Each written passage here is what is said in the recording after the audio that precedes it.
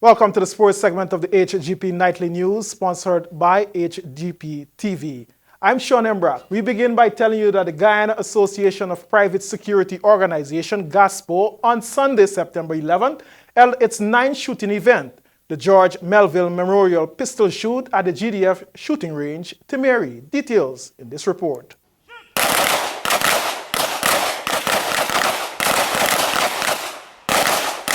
The event was held to honor the late George Melville, a staunch member of the association and a steady hand shooting at competitions. One George Melville, who was a member of GAPSO, who was a former crack shot in the military and in GAPSO. And he played an integral part in the formation and the existence of GAPSO. So we decided to keep this shoot every year in his memory.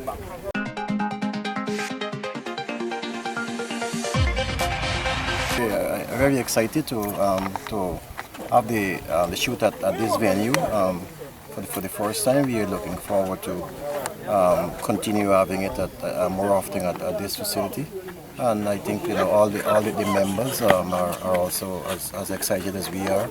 The competition was contested in two categories, the Joint Services and GASPO. Out of a possible 300 points, GDF amassed 276 points to cup first place, dethroning defending champions Guyana Prison Service. Police took the runners-up spot in the Joint Services category with 259 points.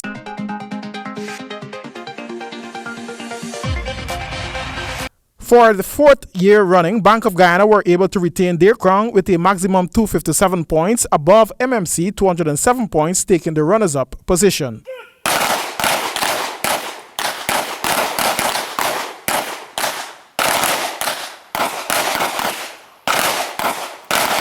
Major Norris of the Guyana Defence Force with 97 points out of a possible 100 points to cup best shot overall.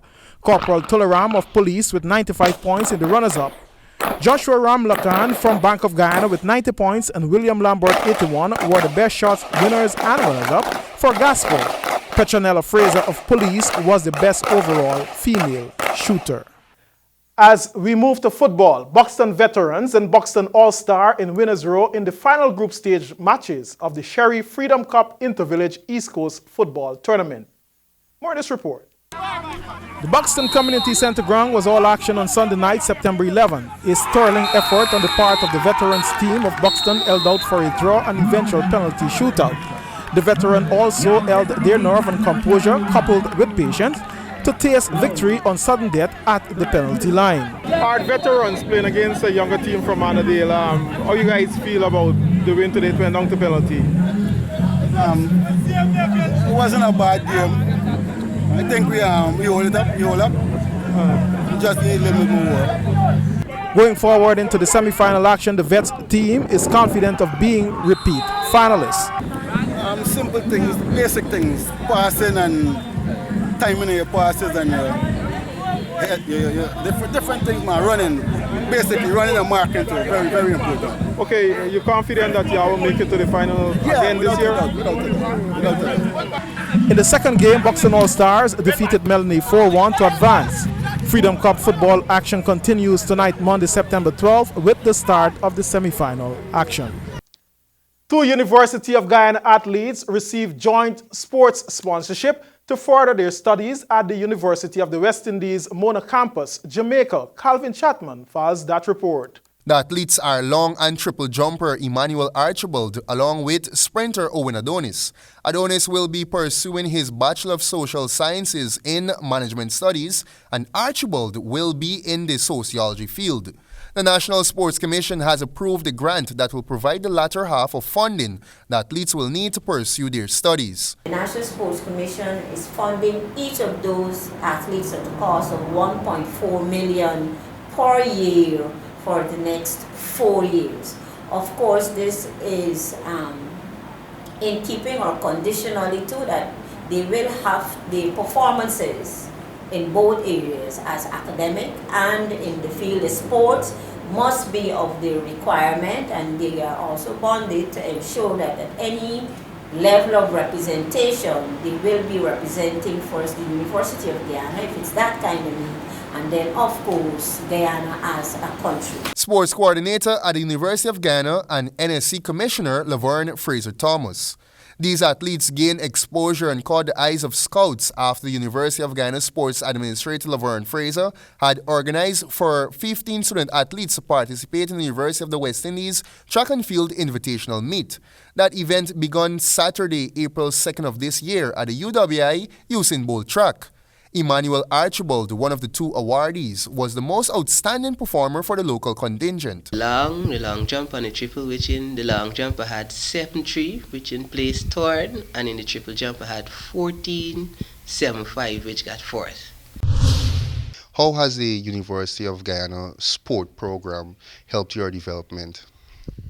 With the help of Coach Scott and the management of Ms. Laverne, I was a 6'6" jumper last year. And with commitment to and hard work and sacrifice, I've become a 7 and more jumper this year.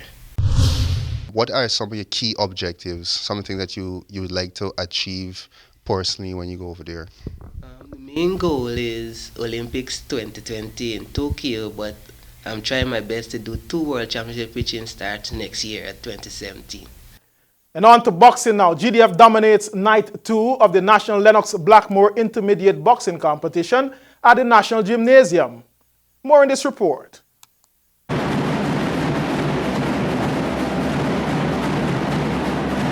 That's the atmosphere that filled the auditorium of the National Gymnasium on Saturday night. GDF won 9 of the 15 fights that were carded for Saturday night with much fury and drums.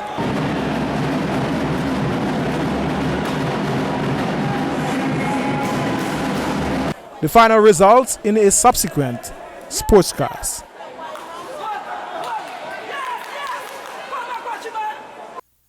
Calvin Chapman will now give us a roundup of the final day in the Jaguars' 3-day semi-final Professional Cricket League, Round 3. At Port Moran ground, the overnight rain forced a 3-hour delay with the home team Upper Currentine resuming the day on 25 for 2, requiring a further 123 for victory against tournament leaders Lower Currentine. But former Ghana under-19 left-arm spinner Kazim Khan produced a wonderful spell to claim 6 for 23 as Upper Currentine folded for 114, chasing 148 for victory. Joshua Ramsamy was the only batsman to offer any resistance with a patient 44. Shiraz Ramsaran also had 2 for 37, bowling for Lower Currentine. At Border, early morning showers forced play to be called off at 14:05 hours. Joshua was on 63 for 3 after dismissing East Coast Demerara for 148 on day 2. At Everest, play was called off at 11:35 hours after early morning showers. At Cumberland, the West Demerara resuming on their overnight score of 276 for 5 reached 369 for 9 before declaring with a healthy lead of 338. Travis Passad made the 39, Kimal Savory scored the 28, and Rishi Luknot contributed 22 not out. Rafa had earlier struck 119 and skipper Akshaya Passad made 73. Bowling for West Berbice, Brandon Best on his return to cricket after a long layoff took 2 for 33 and Javed Karim claimed 2 for 46 while Kevin Jawir had 2 for 104. West Berbice in their second turn at the crease fared a little better than their first innings 30 with 114 all out. Kevin Jawir scored 45. Bowling for West Demerara, skipper Akshaya Passad had 4 for 30, while Rishi Luknot took 3 for 45. West Berbice lost by an innings and 124 runs inside 2 days. Round 4 will continue on Friday, September 16. And on the international scene now, in athletics, ace Jamaican sprinter Elaine Thompson ramped an easy win in the Brussels Diamond League 100-meter race last Friday, defeating a field of some of the world's fastest women by at least 2 meters at the finishing line. The Jamaican changed gears at around 40 meters in the race, and at the end, the 3-year-old meet record of 10.2 seconds held by her compatriot Shelly-Ann Fraser-Price was equaled. Here's that race. Well, Skipper's got away well, and so did Williams of Jamaica, but here goes Elaine Thompson. Thompson flying down there. Thompson absolutely burying this field. It's a superb win. Skipper's in second, 10.74.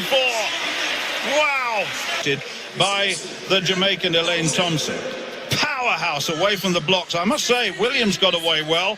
The yellow top on the diminutive figure on the left, but then this is where Thompson took over. Well, I mean, she just tore them apart, Stu. You described it right. That's a 2.5 metre victory over Skippers, who herself is... And that concludes our sportscast. We want to thank you for staying tuned. Do join us again tomorrow, Tuesday, for another edition of the HGP Sportscast. Coming from the Sports Desk, I'm Sean Embrock.